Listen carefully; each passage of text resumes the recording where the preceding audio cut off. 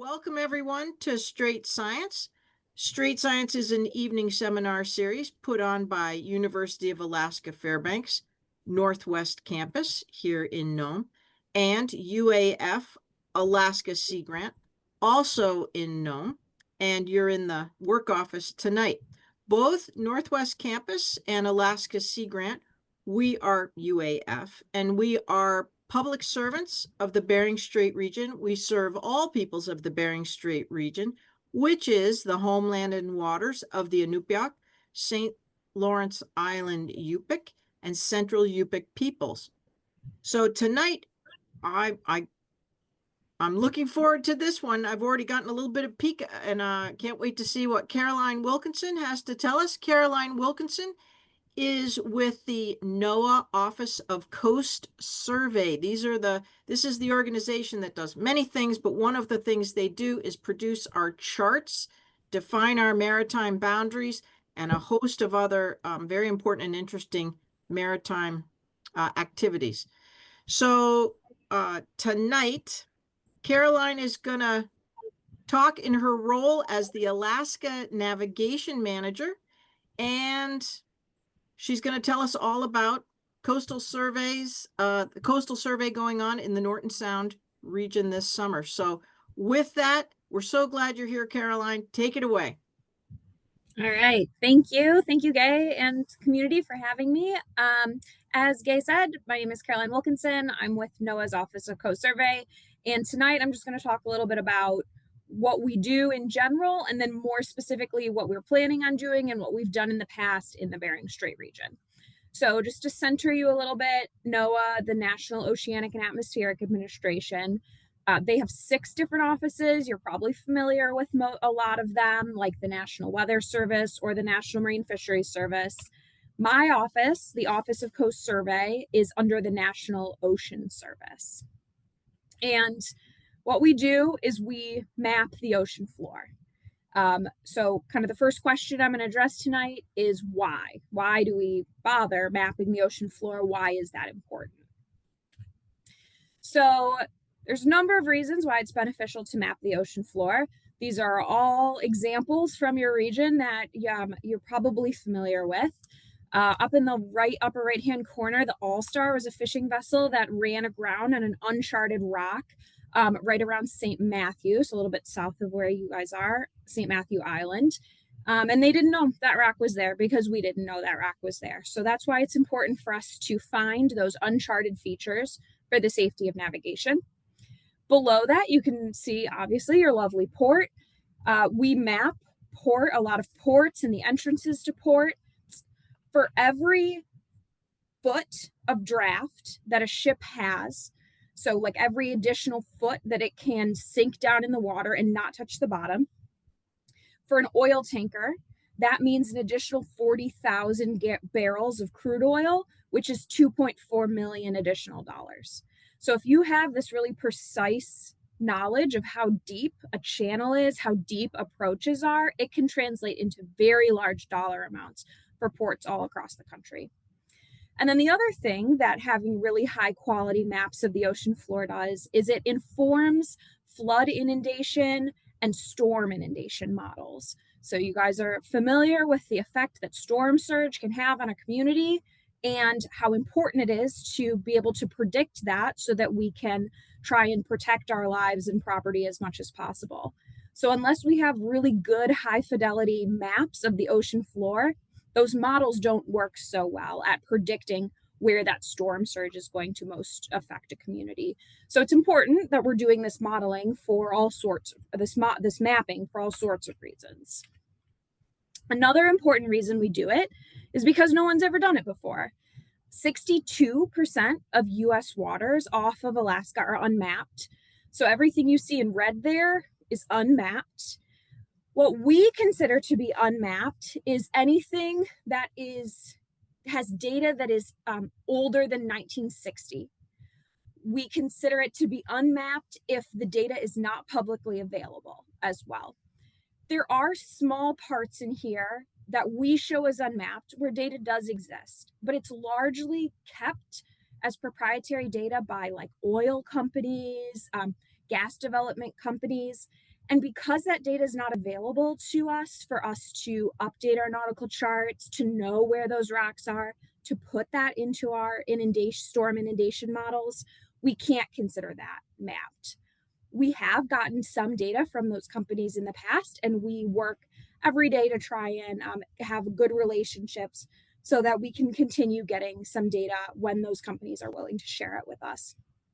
In the meantime, we're out there with our vessels mapping the ocean ourselves. And another reason why we do it is because you can sometimes find some really cool things. So you might have seen this in the newspaper, but when we were up with the Coast Guard cutter Healy doing some mapping on board the Healy, we had sent our personnel out with them. We discovered this underwater mud volcano. This was discovered in the Beaufort Sea, right where the US and Canadian border is, but on the US side.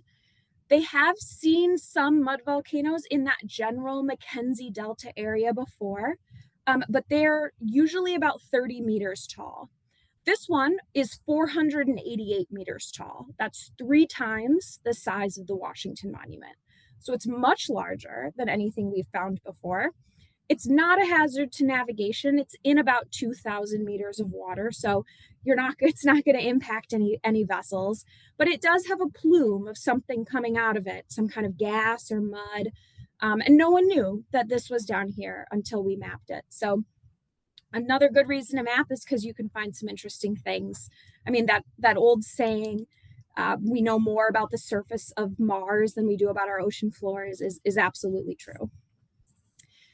And another good reason to map is because it can support communities in various ways. So if you have some kind of oil, gas, mineral development, we want to map that area because we know more ships are going to be coming to support that development.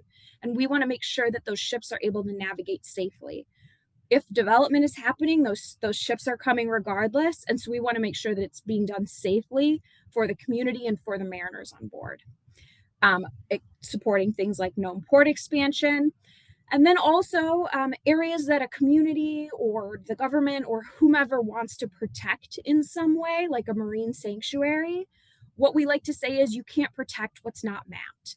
If you don't know what's down there, it's very hard to lobby or to advocate to protect that area, or to advocate to exploit that area. So we're kind of neutral, just like you got to map everything so that you can have that information to have good decision making. So specifically, what are we mapping in the Bering Strait region? And I pulled this map from our historic archives. It's the first hand-drawn map of the region that NOAA has, that like we did at our predecessor agency, the Coast and Geodetic Survey, and it's from 1826. And you can see it's not super accurate. The kind of Teller recognition area, like, a little bit skewed there. But it's actually, I think, pretty impressive considering this was done in an era obviously well before any kind of technology, like GPS technology, computers, things like that. So just to delineate a little bit, this is obviously Nome Harbor. The area in purple is the U.S. Army Corps of Engineers dredged, federally maintained channel. Because the U.S. Army Corps of Engineers dredges it, they're the ones that survey it. NOAA surveys everything else in the ocean. And we largely focus on areas that are kind of closer to shore or important for navigation, like just deep stuff way offshore is of a lesser priority to us in some cases, but we still want to make sure that it's mapped if we can get it mapped. And there are important uses for some of that, like knowing what the habitat is for fisheries. And then the Coast Guard maintains the aids to navigation, so those buoys and lights. Another kind of thing that's happening in the region that sets our priorities is the state of Alaska designates what are called potential places of refuge. This is a map of the potential places of refuge in Norton Sound. And these are areas where if a ship is in trouble, if they're having a mechanical issue, or if there's a storm coming and they need a place to anchor up, they can look very quickly and see these areas that the state has designated to be safe anchorages, somewhat protected from the elements, maybe close to a community or to an airport, somebody who could help, or somebody that has spill equipment. And so we want to make sure that if the state is telling people to go to these areas, then we are mapping these areas. So that helps to set some of our priorities. And this is where the potential places of refuge are around St. Lawrence Island. Pause on that for a second. And then Port Clarence, Shish, Maraf, Wales, and Diomede, so that you can see just where the state has designated some of those areas. Another element that we use to set our priorities are the tanker lightering zones. As you probably know, when oil comes into a lot of communities in Western Alaska, it is brought in with tug and barge, or a much smaller vessel. It's not the big deep draft oil tankers that are bringing it in most cases. But the oil does need to get transferred from those deep draft oil tankers to the barge. And they want to make sure that when this transfer is done, it's done in a safe area, it's done in a known area, and it's done according to procedures. So there's a group that was started by the Shadow Network where they've designated these areas where everyone agrees this is where we're going to do the lightering, so that they can have very specific spill response plans for those areas, and they can make sure that they're safe areas for the ships to kind of raft up together and drift along.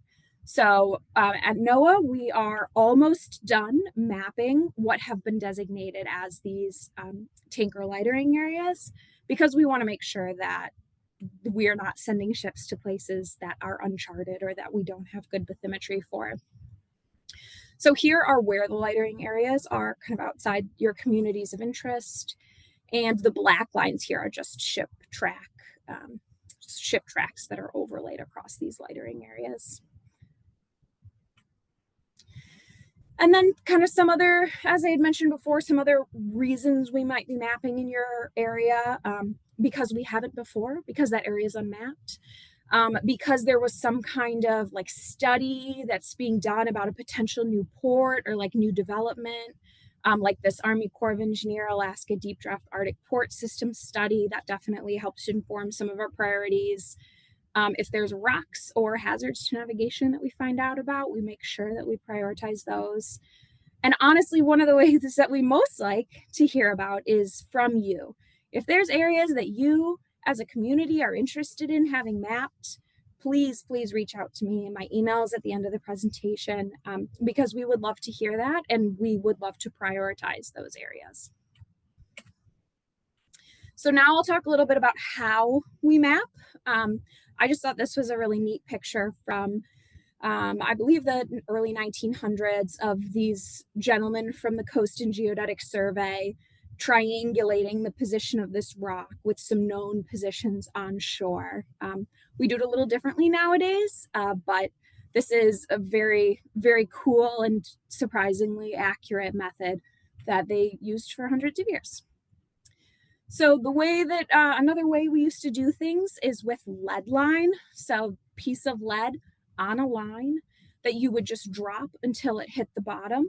And you would do it in these long lines going out from shore. So as you can see here, the numbers are the depth soundings working out from shore, 3, 12, 18, and then they would turn around and work back into shore. Nowadays, we use a little bit different technology. But similar, but it's a similar concept. You're sending a beam of light or sound down from a ship and listening for it to come back and then using that to calculate the depth.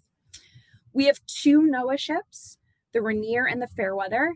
They both look the same and they both look like the large ship on the right there. And they operate most of the year up in Alaska doing this mapping work. The Fairweather is home ported in Ketchikan, Alaska, and the Rainier is home ported in Newport, Oregon. We also will use some autonomous technology. So the Drix is this red robot down on the bottom that operates within line of sight of a ship. It's not off on its own, but we like to call it a force multiplier. So you can really get double the amount of work done with the robot operating and then the ship operating simultaneously. And then we do use the sail drone technology because if you're familiar with sailboats, they don't go in a straight line very well. They tack and they roll and they move. So we like to use those more for exploratory, like how deep generally is this area, so that we can come back and map it more specifically. But because Alaska is so big, sometimes the sail drone data is the only data that we have in an area. So it's important nonetheless. And this is just a visual representation of what it looks like when you send this sound pulse, this sonar down from the ship to map the ocean floor. The sonar operates at a frequency above which most marine mammals can hear. So we have marine mammal protocol for stopping when we see marine mammals, particularly whales in the area, but it should be above their hearing level anyway. And then in the areas where it's very shallow, where there's a lot of waves, it can be very dangerous, as you all know, to operate a vessel or a small boat in that area. So those areas we like to capture with aerial LiDAR. And it's the similar concept with, you're sending a beam down, you're waiting for the reflection, you're counting how long it takes, but with a laser instead of with sound. And then another kind of new technology that we're just starting to use a little bit more is satellite-derived bathymetry. Similar concept to the LiDAR with the airplane, but you're using a satellite picture.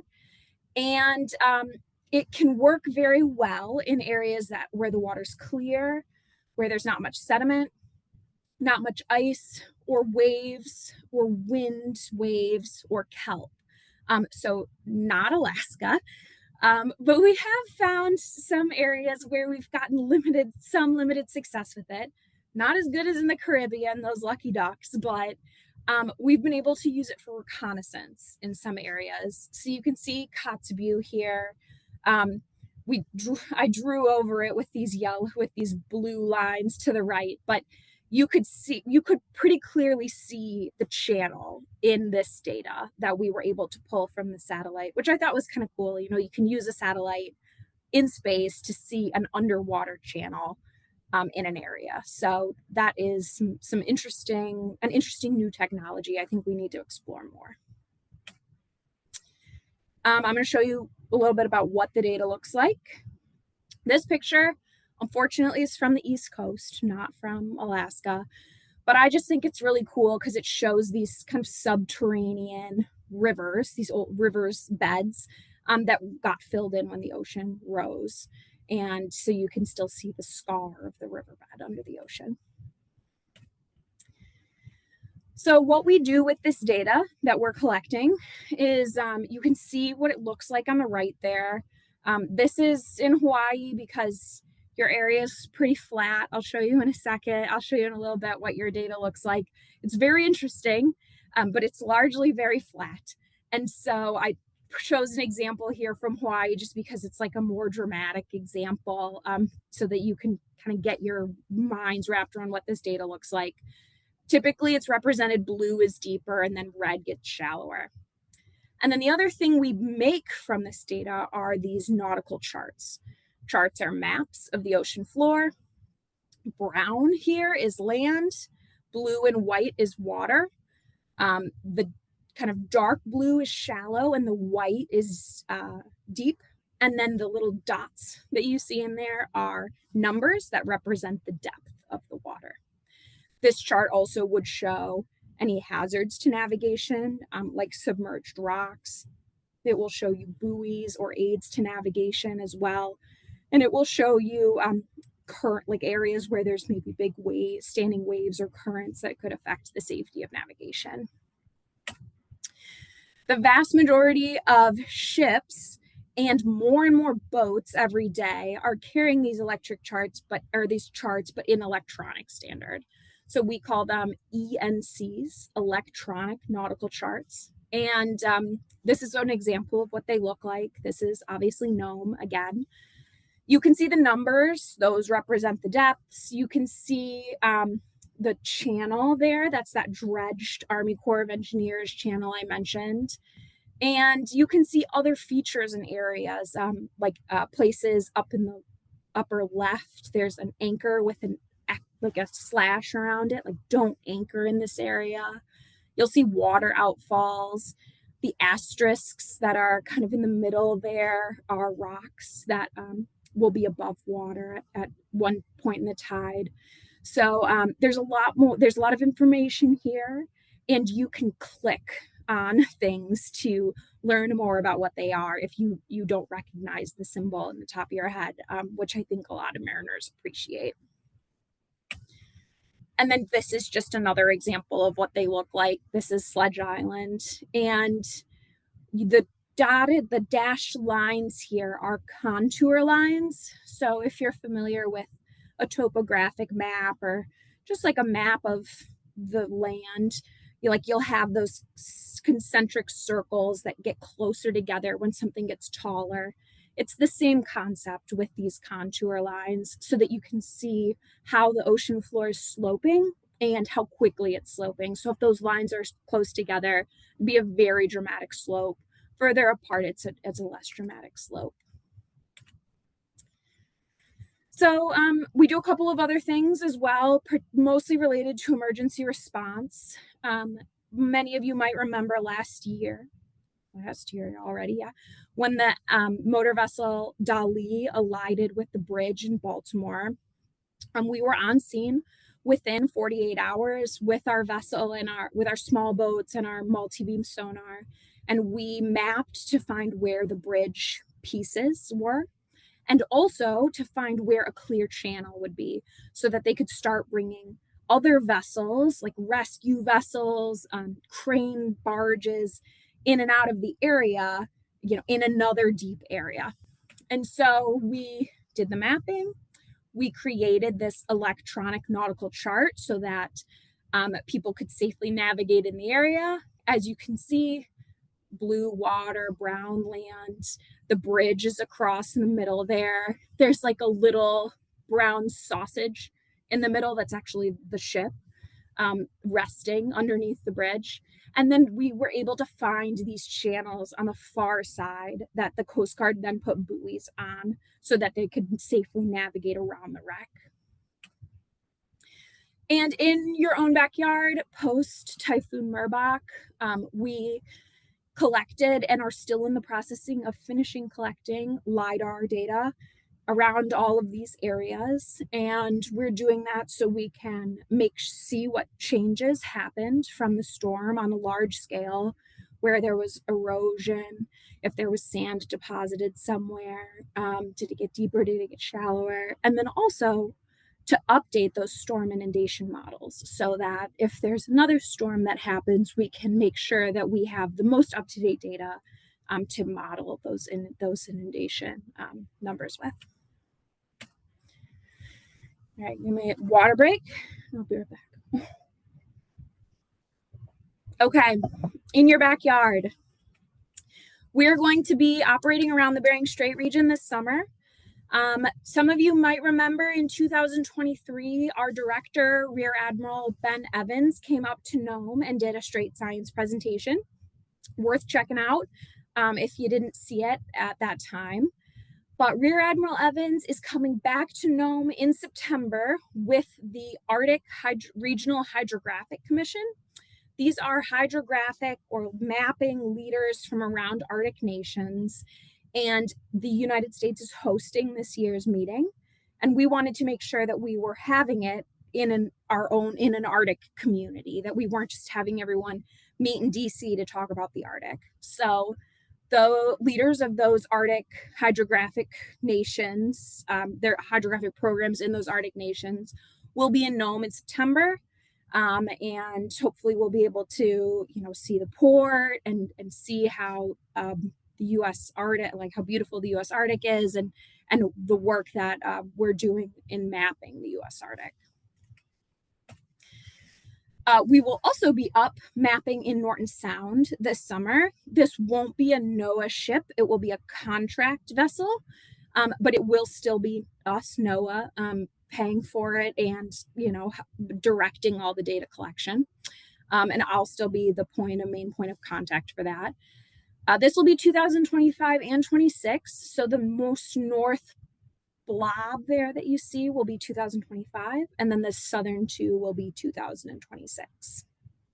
And that we're hoping to get started here in the next month and a half or so, waiting for our contract to go through and for all of the ice to clear out.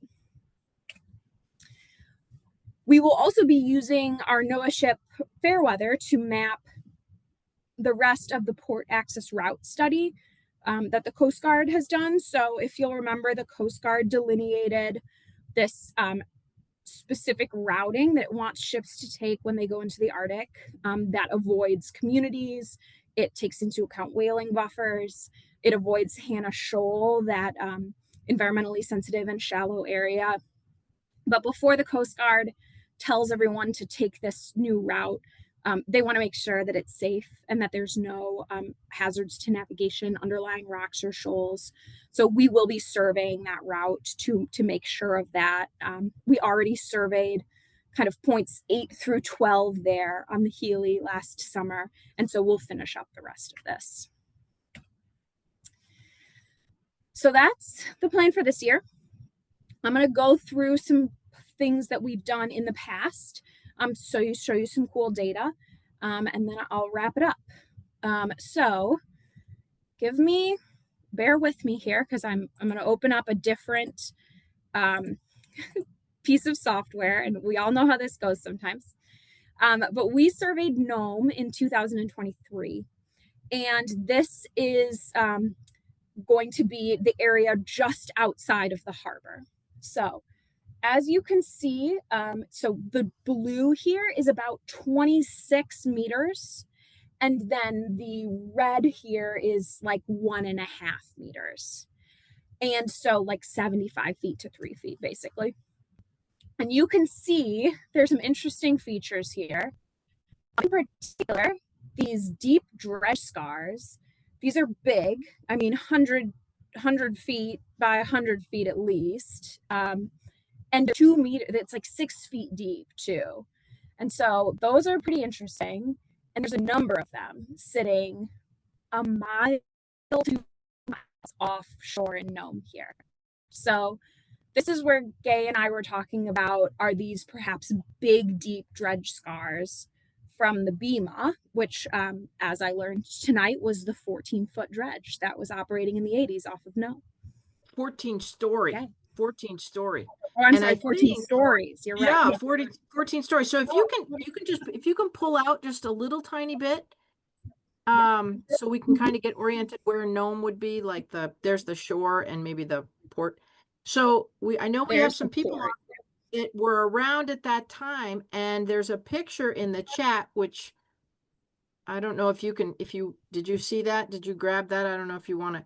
So for those that were here back then and may have known the Bema, is that about the right? I was wondering what in the world made those very unusual scars on the seafloor. Is that where the Bema was located, roughly?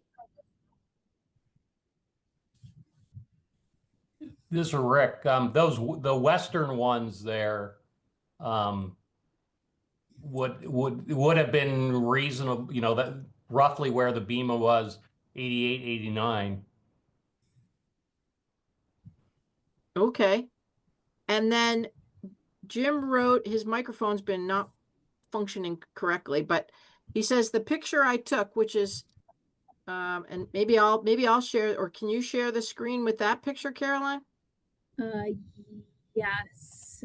Give me a second. I should be able to. Okay. So he says the picture I took, which Caroline's going to show, is on the sand spit, which is where the new entrance to the port is.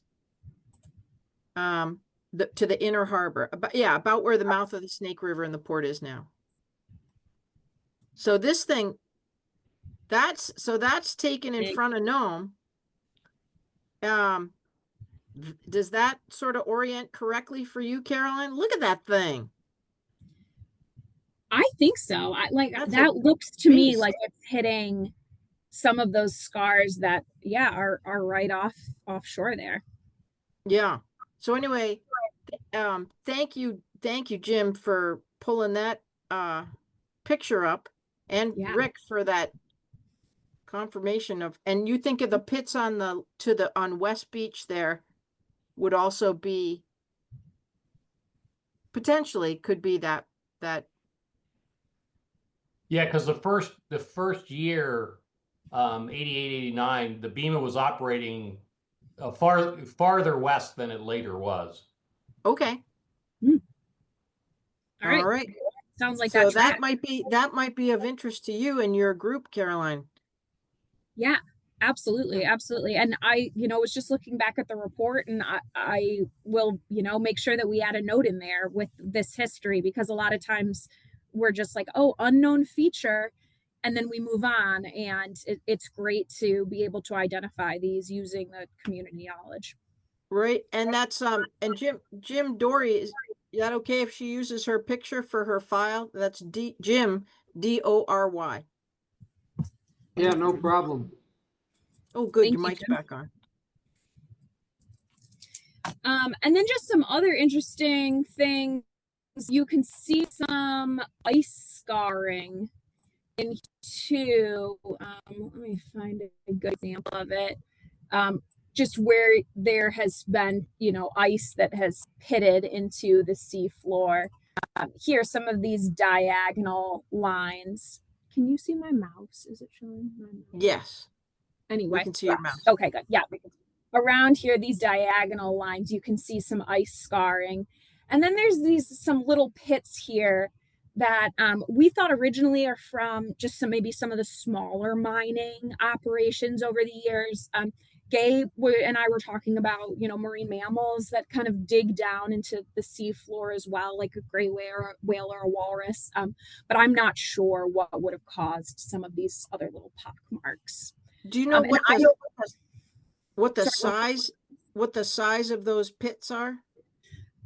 Feet across, not super huge, probably like 5 to 10 feet maybe. Yeah. So gray whales would make a pit. They hit the sea. They go down, turn sideways, and hit the seafloor on their side, and then open their mouth and suck in about on an adult, maybe like an 8-foot sort of surface pit of muck, and then they come to the surface, strain it out, and it's full of amphipods and little mud skippers or whatever you want, worms, things like that. So walrus will do the same thing, only not as dramatic. Gay, yeah. Are you saying that these gray whales can make a cylindrical impression in the mud? Yes. They make it's like we saw this in the Bristol Bay and in the lower Bering during survey back in 2008, 2009. Yeah, they'll come up. I can get you more info on it if you want. And then walrus will, walrus you wouldn't really notice, but a gray whale, when there's a whole bunch of them like on the trail feeding and they're streaming that mud out of their mouth coming to the surface, it's visually noticeable. And then on the bottom, there's papers about how long does it take those pits to go, and what is that doing? It winnows out the dust, quote unquote dust, on the seafloor. Same with walrus, and they're resuspending material and making a better habitat for more amphipods, for more clams. So they're kind of tilling the soil, so to speak. That's very cool, Guy. I appreciate you talking about that. Yeah. Okay. Here's where you're just going to have to bear with me for a second, as it might take a second to load. But while it's loading, I will show you back to my presentation. We were looking in Port Clarence as well. That survey was in 2017, and we found some interesting features there. I will show you. So first, I'm just going to show you some pictures because it's hard to see in the data, but you can see the submerged cable of some of the mooring buoys that were in there, as well as some of the anchoring on the right there, like kind of that's the 3-prong anchor for some of the moorings. And then there is also a wreck in Port Clarence. You can see that's where it is. It's a 150-foot barge that was down there that I didn't get good images to pull up of, but you can kind of see the location there. And as the data finally loads, we broke this area in 2017 into kind of these 4 quadrants. So right now I'll show you the area, like the upper right quadrant between Teller and Breivik Mission, because there's a very interesting kind of trenching there. So in this area, we did more of these we call it set line spacing as opposed to full coverage, where you're just getting a good idea of the depths. And then if you see anything that might be a feature or a hazard of some kind, you go back and you cover it. And so what we did is we definitely went back and covered this really deep area between Teller, which would be on the left, or Teller, which would be on the right here, and then Breivik Mission up on the left. And as you can see, the red is like 6 feet deep, and the blue is 75 feet deep. And so it gets very deep very quickly in here, and then it gets very shallow just as quickly. You can see this very dramatic wall under the ocean that I think is very interesting. And this is not a type of feature that we see very often in Western Alaska, these like deep submarine type canyons. So that's very, I thought, pretty cool. And then I will also show you maybe one more as we wait for it to load oh, perfect. We have also found this platform this is the lower left quadrant. And it is on the seafloor. It's pretty big, gridded. I think I heard something about a vessel that like a platform for vessels, but I would love to hear more from those people in the community that might have better knowledge about what this would have been. So Caroline, this is Gay. Does anyone in the audience, and Jim or Rick, I have a little bit of a clue on this. I don't see Eric on. I think he's not on, but I put in a phone call hotline saying, can you get us the answer?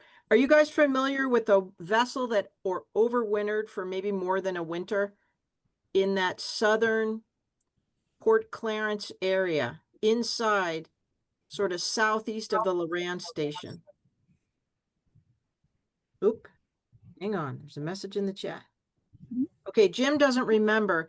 So this caused a bit of a mystery, and we were even brought into this saying, what, people thought it was like an alien structure, everything. Everybody was like, oh my gosh. But I believe there is a history to this. It is known. I'll try to dig a little more. It is a platform that was built because there was a very large vessel that was brought in. I don't know if it was mining or if it was an oil going further north that had to come back down. Whatever it was a very heavy vessel. And they built this platform so that it could overwinter without getting stuck, buried in the muck of Port Clarence, that soft bottom. There's down in that southern portion, there's eelgrass beds, some of the furthest north eelgrass beds we have, and that's pretty mucky. So I think they had that thing there, but there was no history of it that was easily accessible to NOAA. And we had all manner of interesting thoughts on ancient Egypt pyramids and you name it, everybody had something to say. So thank you, Caroline, for showing that one. I'll try my best here to get a little more info.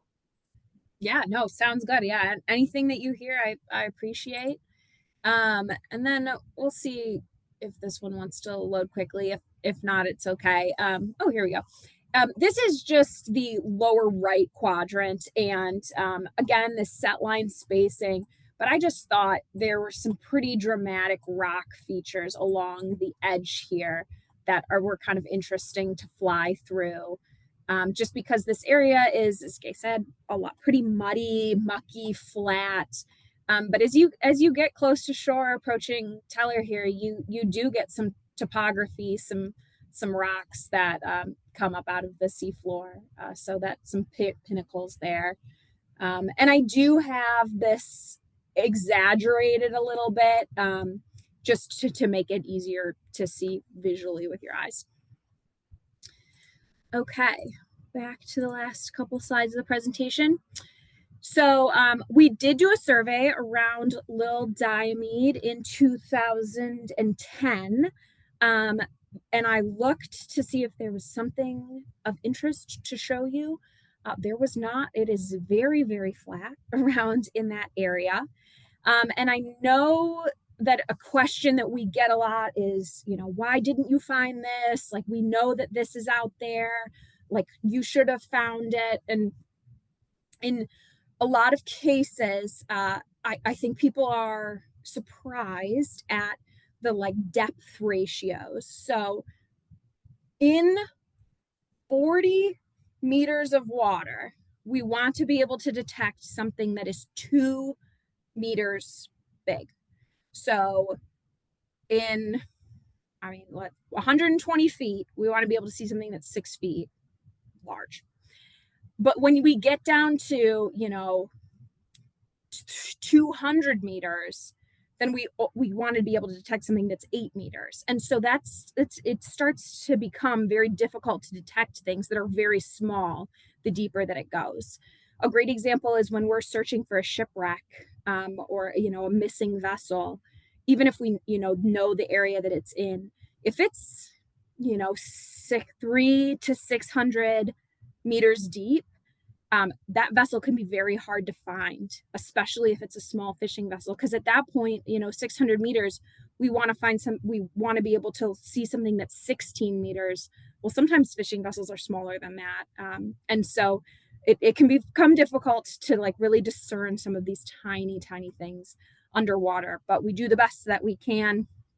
And like I said, we're really focused primarily in these surveys on safety of navigation. So we want to find things that are going to affect a ship coming into an area and cause damage to the ship. So here are just some links to some of the resources I've talked about. On the furthest left there is a way that you can download some of these paper nautical charts that we create. You can see them, you can make your own. On the upper middle is where you can look at the electronic nautical charts. All electronic nautical charts in the US are free, and so you can peruse any of them. And then if you want to see the data or see the written reports from these surveys, the link to that is in the bottom there. Commander Wilkinson, yes. I have a question. Yes. Are you saying that we can create our own paper charts? You can, yeah. Thank you for that question. Yes, we now have the ability for you to create your own paper chart. We call it our NOAA custom chart tool. And what this essentially allows you to do is take a screenshot of the electronic nautical chart in an area of interest for you. And you can have some different settings that you can play with to personalize it a little bit in terms of the level of detail that you want to see, or where you want kind of those blue color differentiations to be. So one of the, I guess, complaints about ENCs, it's that the shoreside information is less detailed than the waterside. And when you're dealing with navigation around landforms, being able to see across a landform whether a vessel is, a 0 CPA or not, is information that's useful. So the ENC does not provide the elevation information that would prevent AIS broadcast reception. And so the lack of RNC or paper charts being produced by Coast Survey doesn't seem to jive with Coast Survey's promoting safe navigation for all boating public. So, and I realize this is above your pay grade, but you might want to prep Admiral Evans to answer that question as to like doing away with the raster nautical charts. How does that promote safe navigation for all U.S. boaters? Yeah, no, thank you for that. It is a common complaint that we get, that we recognize as a problem. Just a little bit of history for those who aren't familiar. We used to create these paper nautical charts that I'm sure many of you have used before. They're beautiful, in many cases done by hand by cartographers, or at least by hand on a computer. Because of just the way that the world is changing over to electronic formats, the way that shipping is changing, it was decided at the highest levels that we weren't going to be able to support both this brand new electronic chart technology and all the changes that we wanted to make there, and the world that opened up with all sorts of different technologies, and also this paper product. So we did away with the paper product.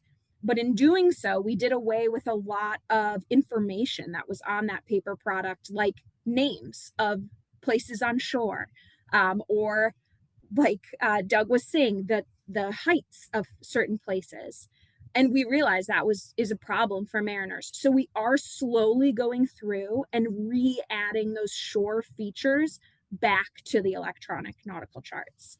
I can't say it's going to be a fast process, particularly because at the same time we're embarking on that major project, we are also embarking on a number of other major projects with technology upgrades, re-scheming some of our electronic nautical charts, making them so that they are more compatible with computers, and also creating better kind of quilted together ocean floor pictures so that they can be better used in modeling and navigation. So we're doing many things at once.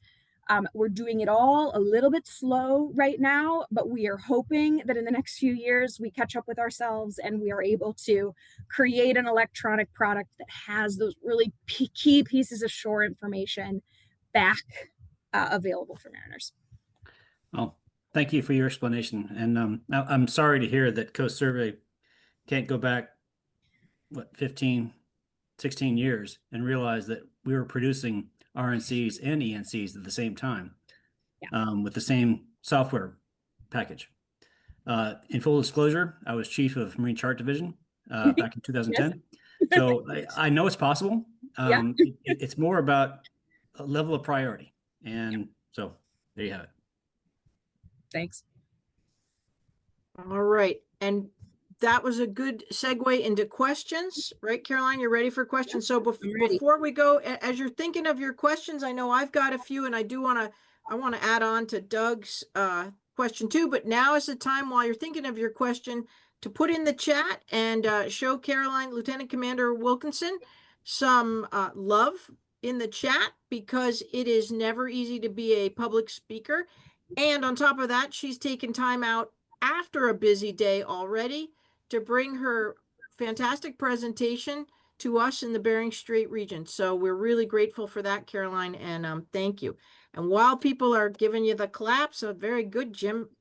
You guys are good. And Michael, I'd add on to that, because I'm originally from Rhode Island and grew up reading charts, and it's very difficult. What I notice in Western and Northern Alaska, where we haven't had good charts, we certainly haven't had any kind of office here, like a chandlery or anywhere, like somebody who would sell you a chart. And what do you do in a region that is underserved, underprivileged, and we don't have a printer, we don't have good internet, we don't have waterproof paper? And so I would agree with Doug, all those wonderful features need to be on electronic charts, but we also still need to make paper charts. And I would say it's desperately needed. And the other thing is, as you're coming into Western and Northern Alaska, there has not been a history of reading charts.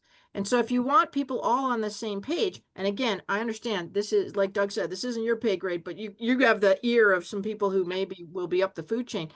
You know, if you want to educate people, and I think it's forgotten when we're talking about large vessels at sea, we all know they're coming in and going, but communications, navigation, rules of the road, those are all new topics in an area where we haven't seen the number one, the number, and number two, the kinds of large vessels that now are traveling through here. And if you're looking for a good conversation, we need to have the same language throughout that whole range, including everyone who's living on the coast. And I don't know how to get at that quite yet, but paper charts would be a great thing, and how to read them even. Electronic is great, but we need paper copies too. So thank you for passing the food chain. All right, you've got some messages in, and anybody bring on your questions.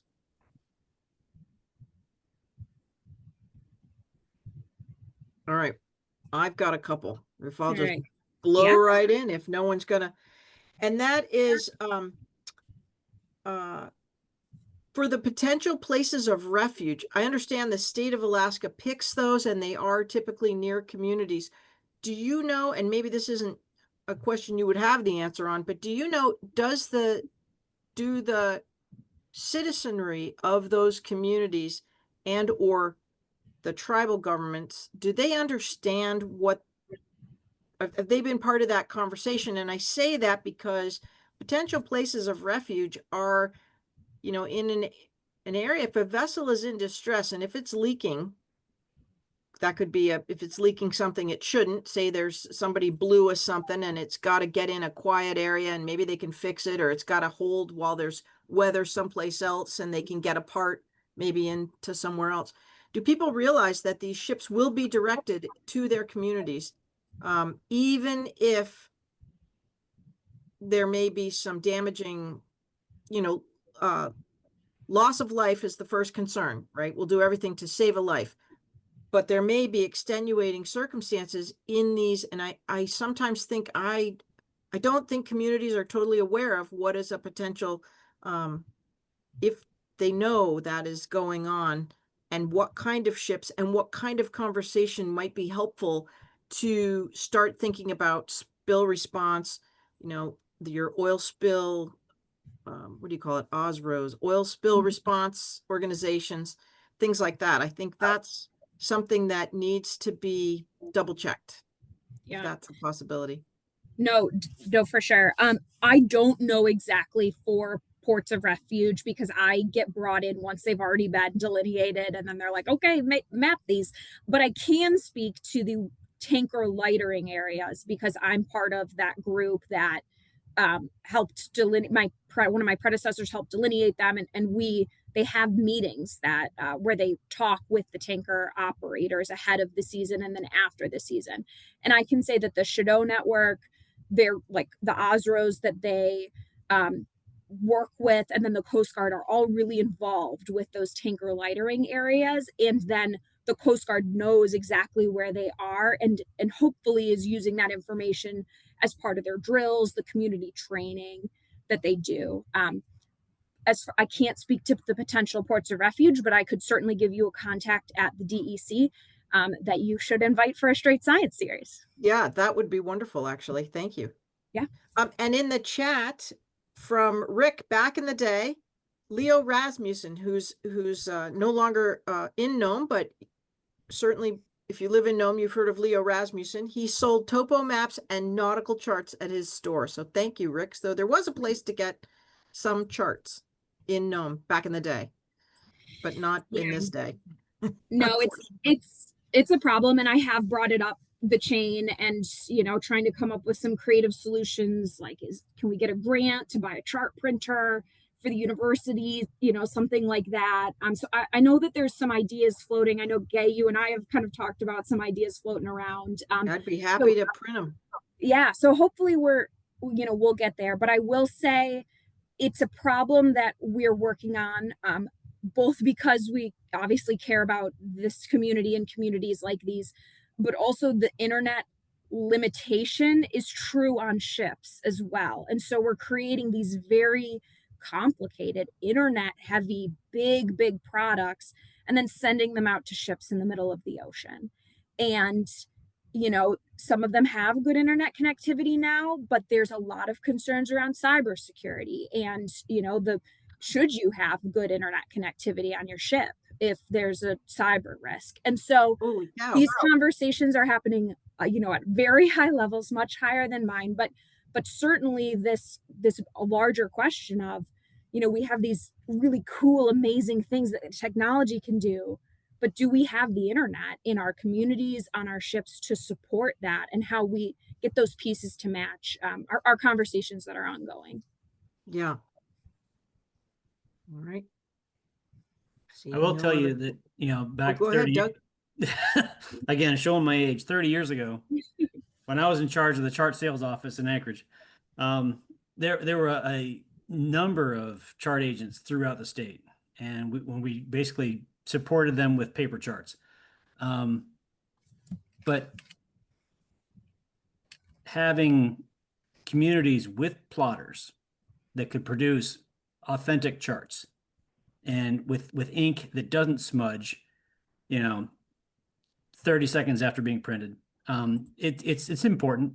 And I think that Coast Survey is missing the mark on this product. I could wax eloquent for hours on this subject, but I will cut myself off at this point. But anyway, Admiral Evans needs to rethink this decision. And I realized it was made before he came into office. But paper charts in Alaska, it's important. Yeah, no, thanks for that, Doug. I just put a link in the chat. We do, there are still the third parties that will print a chart for you, and we have them identified at this website that I put up. We call them our print agents. But it's not cheap, and I'm sure shipping those charts to your community increases the price exponentially. And so it's not an ideal solution, certainly. But unfortunately, I think that the stone is maybe rolling down the hill. I'm not sure that we get back to the raster paper charts that we had even 10 years ago. I think what our future is trying to improve the quality of this NOAA custom chart tool to make those products look as similar as they could back to in the day to the ones that were in the day. And then just, hoping that internet technology improves, which I understand is not a great place to be in to support some of these communities. But, like I said, Gay and I will continue to work together to try and find a solution that works for your community. It's hard to have a printout on a piece of paper when you're in a Lund. Yep. Understood. Yeah. But thank you. We understand that's beyond your thing, but I'm with that. Anybody with a question? I have a question that I should ask, being in the Bering Strait region, and that is for your contractor. Who's the ship or who's the contractor coming so we can keep our eyes out for them? It has not been identified yet. The contract just, I believe, is going through right now. And so once I know that, I will communicate that with you, Gay, and with other members of the community so that everybody knows and can be aware. And I'm really hoping that that contractor is willing to maybe sit down with the local paper or something and talk about the work that they're doing so that you can maybe get a picture of the small vessels that they're on. I know when we sent our contractor to Nome in 2023, we maybe gave the community a little bit of a scare because those contractors showed up with their big autonomous vehicle and parked it right outside the university. And everyone was like, is it the Navy? No one was quite sure. So we want to make sure that if what we have coming into your communities, we're a little bit more clear about this time. Yeah, that'd be wonderful. And you did have a contractor up here in the past, and they actually did a fantastic Strait Science. I'll try Awesome. and find that. It was really, really good on Cool. what they were doing, and they showed all the equipment. And so the question I was going to ask about, we don't know what the ship is, but should there be any concerns regarding our sea animals, regarding the radar or No. sonar, whatever, side scan sonar? And Mhm. I'm asking that, I already kind of know the answer, but I think it's one that comes up quite a bit, rightly so, of people's food security concerns. Absolutely, yeah. No, there shouldn't be any concerns. The contractor has a full procedure that we require them to follow.